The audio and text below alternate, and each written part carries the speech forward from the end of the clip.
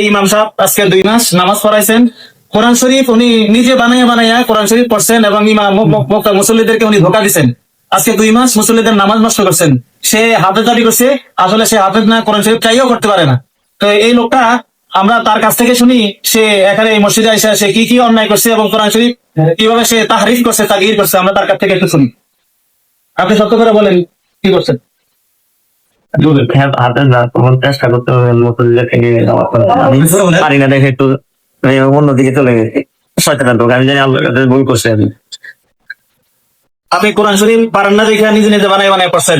আজ বলছেন আজকে আলোচনা করি আগামী গত জমাতে করছেন, কোন কোন আলোচনা বলছেন? জমায় খালি ওই যে তোমার বিষয় নিয়ে বলা আপনি কত করছেন? আমি বলতে এখন আদি তখন আয়াতই করছেন। কি একটা করে শোনা يا أيها الذين آمنوا كتب عليكم الصيام كما كتب على الذين من قبلكم। আর আজ কি বলছেন? রমজান মাস সম্পর্কে হাদিস পড়ে গেলেন, মানে মানে দিচ্ছেন হাদিস খালি বাংলা একটু বলছি, হাদিস পারি না, বাংলাটা পারি। আচ্ছা আচ্ছা। আর যে আপনি বিগত নামাজগুলো পড়াইছেন এই মুসলিমদেরকে দীর্ঘ 2.5 মাস, তাদের এই যে দায় ভার এখন এগুলো কে নিবে আপনি বলেন? আপনি কি এখানে আসার আগে আর কথাই মনে করছেন? হ্যাঁ, এখানে জীবনের প্রথম। হ্যাঁ, না আরো এরকম ধোকা দিয়ে আসছে না? করছে যে আমার এক বন্ধু আমি ওই মনাও এক মধ্যে ওইখানে কি এরকম করছেন? সত্য কথা বলেন। এরকম করছেন, তেলাওয়াত করছেন, হিন্দা করছেন। ওই যে নাওরা নামাজ পড়াইছে, হ্যাঁ, এই নাওরা তো উনি এভাবে কোরআন বানায় পড়ছে। আল্লাহ এখানে দ্বিতীয়বার স্বাস্থ্য কথা বলেন। সকালে যে জবান বন্ধ গেছে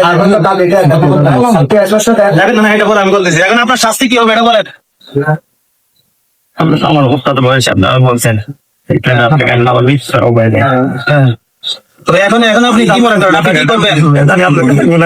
আপনাকে যদি আমার হত্যা করেন, আমি তো আপনার বলেন মোরতাদ। আপনার মানুষ আছে আমার এটা দুনিয়া বাঁচার জন্য একটু সুযোগ দেন, এটাই আমি আর দুনিয়াতে বাঁচলেন না, মারছেন আপনি গত করে দিচ্ছেন নিয়ে দুনিয়ার বাঁচার লেগে সবারই, আমি দুনিয়াতে বাঁচার লেগে।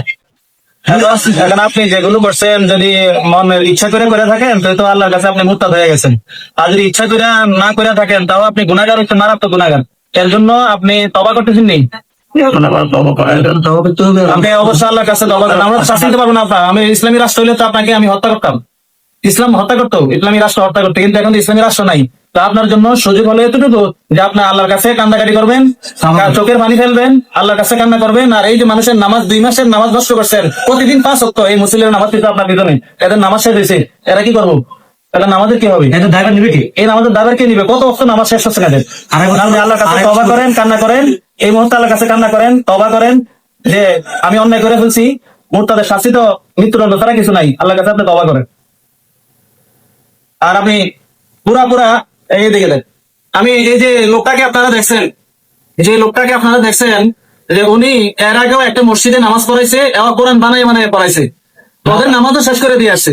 এই মসজিদের মুসল্লি সরল মানা মুসল্লিদের নামাজও শেষ করছে।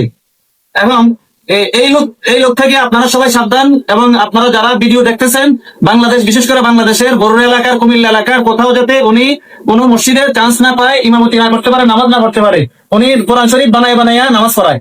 তা আমরা ওনাকে এতটুকু সুযোগ দিছি, সে কোরআন শরীফ এইভাবে শিখবে, শিখার পরে সে এরপরে সার্টিফিকেট দেখে কোন মাদ্রাসা পড়ছে, কোথায় পড়ছে, সার্টিফিকেট সে কোথায় ইমামতি করতে পারবে, এর আগে সুযোগ না পায়। এবং তাকে আমরা আল্লাহ তাআলার কাছে সমর্থ করে দিছি, আমাদের করার কিছু নাই। সে আল্লাহর কাছে তওবা করবে এবং সে তার আব্বা আছে, তার আব্বার সাথে সে সম্পর্ক করে বলে দিবে। আল্লাহ তাআলা তাকে মাফ করে দেয়, আমাদেরকে মাফ করে দেয়।